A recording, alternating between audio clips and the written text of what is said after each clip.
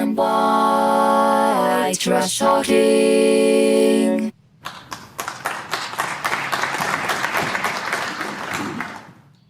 Hi, I'm Doug Johnson. I'm White Trash Talking. And today I want to talk about how the U.S. is fighting a three-front war against the BRICS alliance, namely against Russia, China, and Iran. The mainstream view, which is actually a deception, is that Ukraine is fighting Russia and Israel is fighting Iran, both with the help of the U.S., but that these are not actually U.S. wars. And the idea that we're already at war with China is just considered wrong, erroneous. But I will present a wider context of what appears to be separate wars to show that it is a singular operation that derives from corporate think tanks and other aspects of the deep state. To help me explain all of this, I'm presenting the views of Brian Berletic, taken from an interview with Danny Haifang on YouTube. Brian has a podcast on YouTube called The New Atlas, which I recommend that you check out. This is Brian Berletic explaining the three-front war and the motives for it. All of these conflicts are interconnected. It is not just the U.S. fighting Iran and then just coincidentally also Ukraine and also coincidentally building up in the Asia Pacific.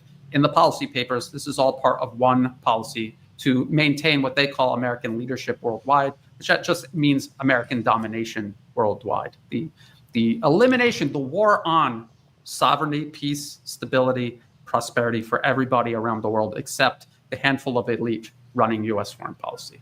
There are U.S. generals at a military base in Germany overseeing the entire chain of command in the Ukrainian military. This is a U.S. war fought through Ukraine, just like it is a U.S. war being fought through Israel against Iran, and just like it is a U.S. war that will be fought against the rest of China through the island province of Taiwan and also the Southeast Asian archipelago nation of the Philippines.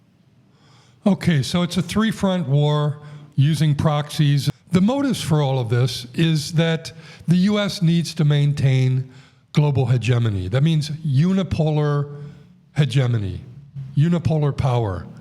And they see that it's becoming a multipolar world, and it's pretty late in the game as far as that goes, and they're desperate to try to stop it. But I want to show you this book by Brzezinski written in the 1990s, where he details the history involved in the formation of the unipolar state, the U.S., and the ways to maintain this unipolarity. And here's a couple of quotes in the book. In the yellow, it says, henceforth, the United States may have to determine how to cope with regional coalitions that seek to push America out of Eurasia, thereby threatening America's status as a global power. This idea is paramount in the U.S.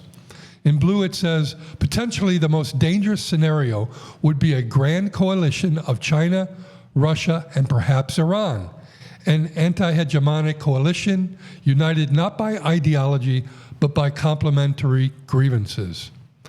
Okay, indeed, they have complementary grievances. The U.S. has not treated any of these countries well and has imposed sanctions and threatened them with military power and so on. So let's continue with Brian Berletic.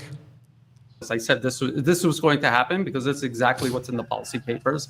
And that's where policy comes from. It doesn't come from President Trump's brain or the neocon warmongers that he surrounds himself with. These are all just facilitators of this policy. It doesn't matter if it's a Republican or a Democrat. It doesn't matter if they're senile or conscious of what they're doing. There's one policy. It's produced by corporations and financial institutions in these think tanks. They put these plans on paper that are almost always public, and then they implement it chapter by chapter, line by line.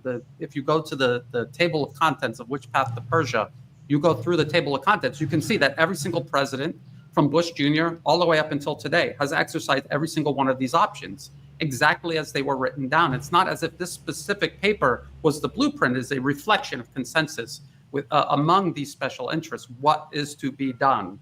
The policy papers are turned into bills or policies by teams of lawyers and brought to Washington to be signed off on by lobbyists. That is how it works. And if you don't understand that, you don't understand anything about how any of this works. And that is why people are constantly surprised, because they're trying to track political rhetoric, and they're looking at political divides that don't actually exist, that are actually all theater meant to distract you and divide you.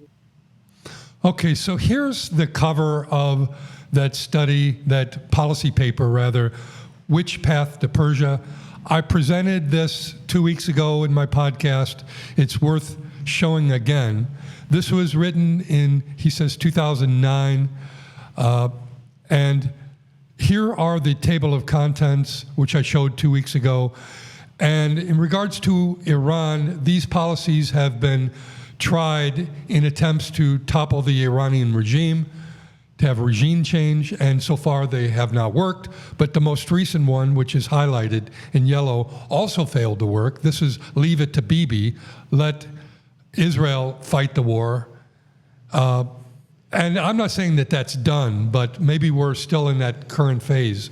But it didn't go well for Israel. But the point is that this singular three-front war derives from these kinds of think tank policy papers that make their way into actual policy. So the policy has already been determined. Trump and previous presidents are there to serve the money interest, who coordinate with the deep state. And when I say the deep state, I mean entrenched bureaucrats within the security services and the corporate interests of the military-industrial complex. And these sponsor think tanks that create proposals that Congress eventually ratifies.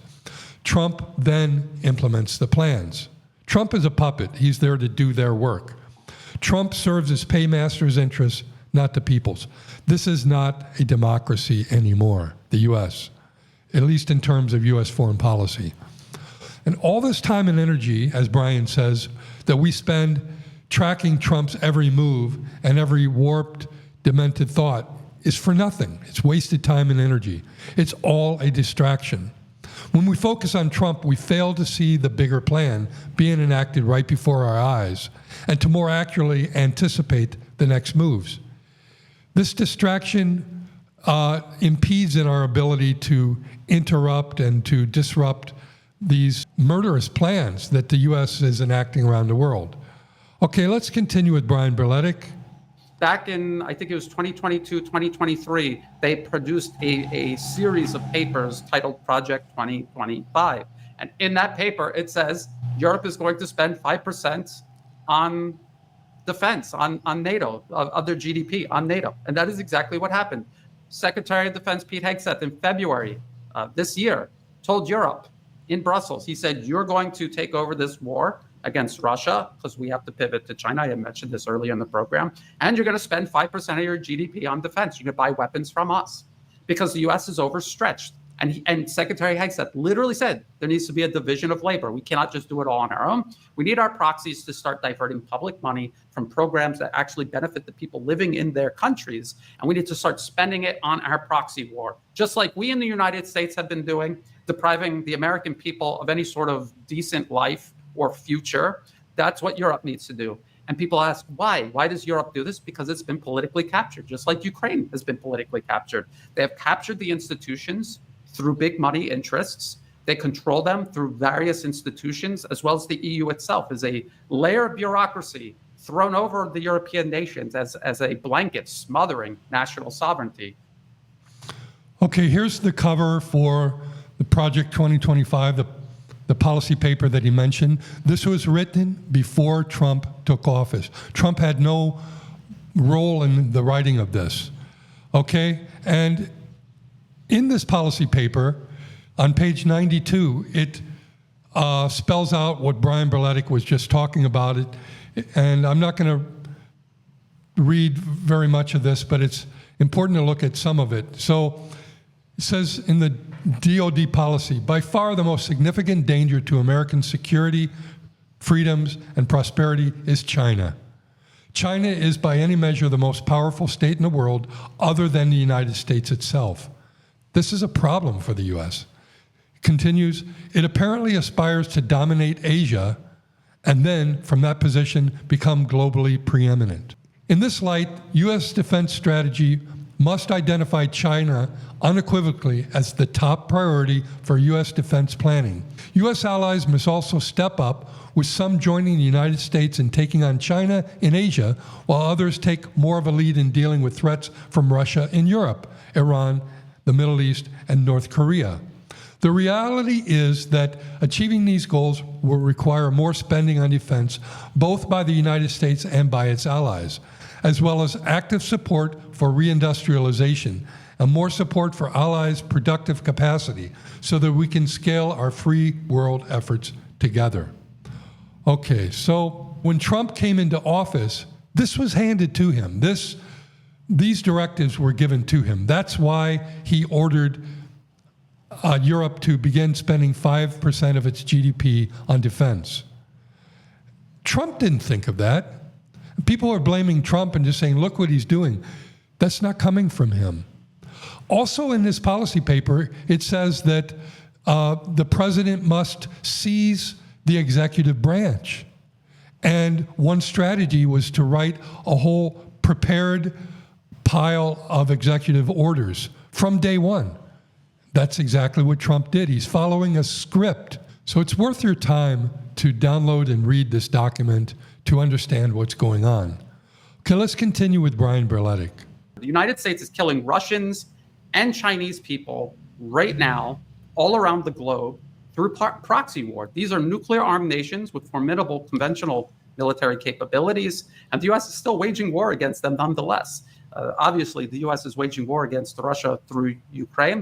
The U.S. is also killing Chinese engineers in southwest Pakistan, actually all across Pakistan. They use these terrorist groups to attack Chinese engineers and Pakistani security, trying to protect them. They attack the infrastructure China is building jointly with Pakistan. They even attempted to kill the Chinese ambassador to Pakistan. So I didn't know that any of this was happening in Pakistan, that the U.S. was involved in any kind of terrorist activities there. I should know, but I didn't. And I would venture to guess that a lot of people, a lot of others don't know. But I've learned that China is building the CPEC, which is the China-Pakistan Economic Corridor, which is a series of roads and railway, and they're building a port at Gwadar in Balochistan, Pakistan. And here's some articles that were written about these terrorist activities. So here by the BBC, it says, blast kills 2 Chinese near Pakistan's Karachi airport. And here's another CNN, Chinese workers killed in suicide bomb blast as Pakistan grapples with attacks on Beijing's interest. Okay, but how does that link to American activities? Here's an article that spells it out. It says suicide bombing in Pakistan is part of a U.S. proxy war with China. And it says, indeed, it is only the latest in a pattern of U.S.-sponsored violence targeting Chinese nationals living and working in Pakistan, and fits into a much larger agenda of confronting and confounding China's new rise globally by Washington. All of these attacks have been linked to the Balochistan-based separatists who have been backed by the U.S. government since at least as early as 2011. The goal of supporting separatism in Balochistan is to raise the cost of or altogether obstruct Chinese-driven development in Pakistan through the extensive China-Pakistan Economic Corridor, and in turn hinder China's Belt and Road Initiative globally. Okay, so that's what's going on there. The U.S., in essence, is already waging war on China as part of this three-front war. Let's continue with Brian Berletic. Here, I'm in Southeast Asia, in the Kingdom of Thailand. Next door is Myanmar. It borders China, and the U.S. is waging a proxy war against the central government there to topple it and place a client regime into power to do exactly to China what the U.S. is doing to Russia through Ukraine. And these terrorists and these militants are attacking and burning down Chinese factories. They're attacking the Belt and Road Initiative corridor that runs through Myanmar that allows China to circumvent these maritime choke points the U.S. is openly preparing to close down. and cut off Chinese maritime shipping worldwide. So the U.S., they're already at war with the entire planet.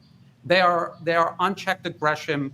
They're absolutely at war with everyone already. When you really think about it, they're already killing people in all of these countries. And so it's just a matter of what is the rest of the world willing to do to finally stop this and establish peace and stability. Okay, so he mentions Myanmar. It borders China. And about 4 or 5 years ago, there was a coup there that toppled the government that was friendly to the U.S. And the U.S. has been sponsoring terrorist activities there among the various ethnic groups to try to regain power and do their, Brian Berletic says, what the U.S. is doing in Ukraine, which is to use it as a springboard into China. Here's an article that talks about that. Bangladesh Army to lead U.S.-backed clandestine operations in Myanmar's Rakhine state. Here's another article. Western mercenaries who fought in Ukraine war are entering Myanmar. Here's another article. India accuses foreigners, and in the article it says Americans, of entering Myanmar to train Chin resistance. Arakan army seizes $3 million in assets. And I would presume that this money comes from the U.S., probably funneled through the CIA. That's all I have. I'm going to stop there. It's important to understand that the plans are already in effect once it reaches Trump. He doesn't have the brain to come up with these detailed plans to manage the world. I mean, we can all agree on that. He's not the one enacting, he's the one enacting these policies, but it doesn't originate with him. It's a mistake to hyper-focus on him. He's just a manifestation of a much, much deeper problem. And if we begin to see this as a singularity and begin to pay more attention to these policy papers that are generated from think tanks and so on, then we can better resist what's going on. So I'm going to leave it there. Please like and subscribe, and please send me a message. I'll see you next week. Thank you very much.